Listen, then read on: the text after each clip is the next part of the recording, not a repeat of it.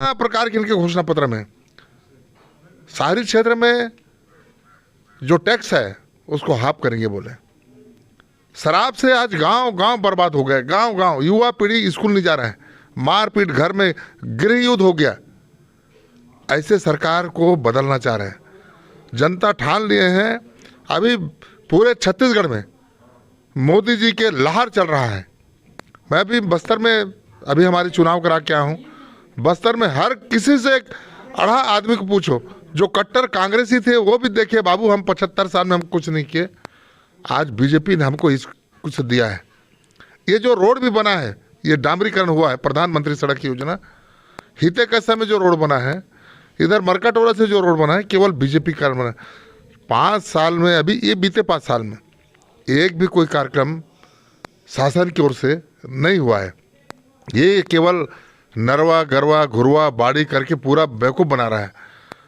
ये सरकार तो मैंने पूरी तरह से 10 सीट मिल गया तो बहुत है।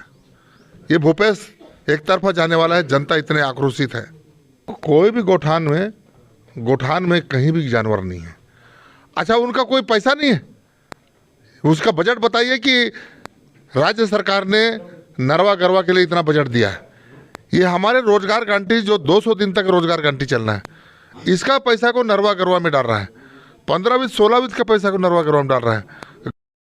इस वक्त हम लोग संजारी बालोद आए हुए हैं और यहाँ पर राकेश यादव जो कि भाजपा के प्रत्याशी हैं उनको सपोर्ट करने आए हैं। हमारा संगठन जो कर्मचारी संगठन है, जो कर्मचारियों का मत है, वो राकेश साहू जी को जाने वाला है। इसके पीछे कारण ये है कि प्रदेश में कांग्रेस की जो सरकार है, जो पिछले समय आई थी 36 बिंदुओं के साथ में गंगा जल कसम इन्होंने खाया था, कहा था कि हमारी सरकार आएगी तो हम अनियमित कर्मचारियों को नियमित करेंगे।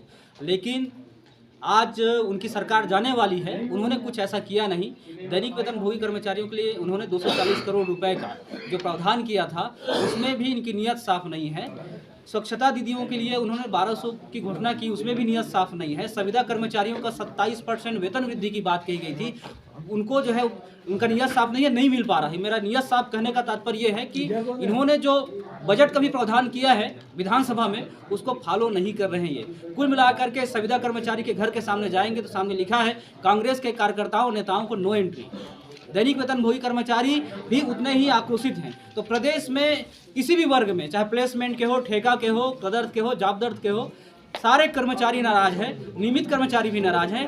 और इस बार छत्तीसगढ़ से कांग्रेस की सरकार जाने वाली है और इसकी विदाई तय है।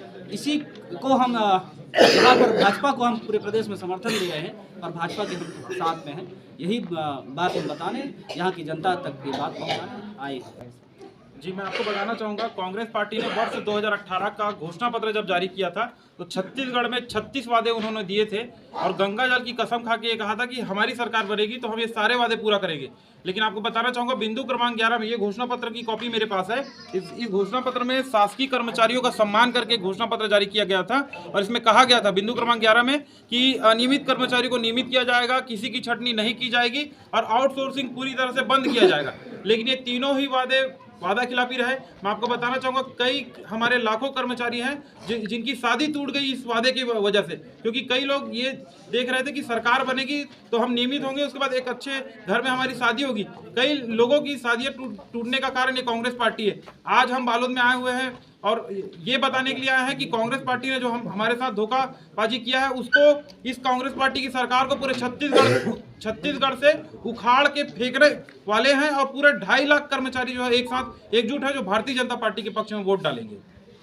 हम यहाँ पे भारतीय जनता पार्टी के प्रत्याशी के समर्थन में आए हुए हैं। जैसा कि हम सभी जानते हैं कि पिछले 5 सालों से कांग्रेस की सरकार है, जिसने 36 वादे छत्तीसगढ़ के साथ किए थे, लेकिन उसमें किसी भी वादे को ठीक से पूरा नहीं किया गया। और उसी तरह दिव्यांगजनों के साथ भी जो वादा किया था वो भी पूरे नहीं हुए। आज मात्र 300 रुपये महीने का भत्ता जी वो भी दिव्यांगजनों को मिल रहा है, वो बिल्कुल अपर्याप्त है। उनके घरों की व्यवस्था नहीं की गई है। इस तरह के बहुत सारे दिव्यांगों के मुद्दे हैं जिसको लेकर के हम आंदोलनरत रहे, संघर्षरत रहे और अभी भी दिव्यांगों के बीच काम कर रहे हैं और सरकार से डिमांड कर रहे हैं कि वो उन वादों को तो पूरा करें जो उन्होंने दिव्यांगों के साथ किए थे। तो हम अभी ये चाहते हैं कि नई सरकार बने और नई व्यवस्था के साथ दिव्यांगों का भला हो और उनके विकास के लिए काम किया।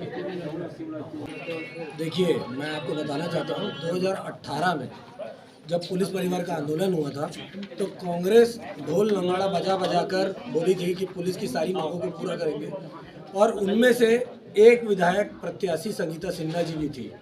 ये देख लीजिए, आप अपनी आंखों से देखिए, उन्होंने इतने सारे बिंदु लिख कर दिए थे, और नतीजा क्या हुआ? जब पुलिस परिवार आंदोलन में आया तो अभनपुर में पुलिस परिवार की महिलाओं को जैमर लगा के लाइट बंद करवाकर पिटवाया गया था।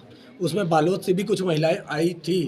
तो आज मैं यहाँ इसलिए आया हूँ कि हमारी मांगें तो पूरी नहीं हुई, और मैं अपने साथियों को ये बताने आया हूँ बालोद में कि अगर एक वोट भी इस घोषणा पत्र को देखकर आप देते हैं तो आप वो स्थिति दोबारा लाना चाहते हैं जो 2018 से 2023 तक थी पुलिस परिवार की, जो कि सबसे बदतर स्थिति थी।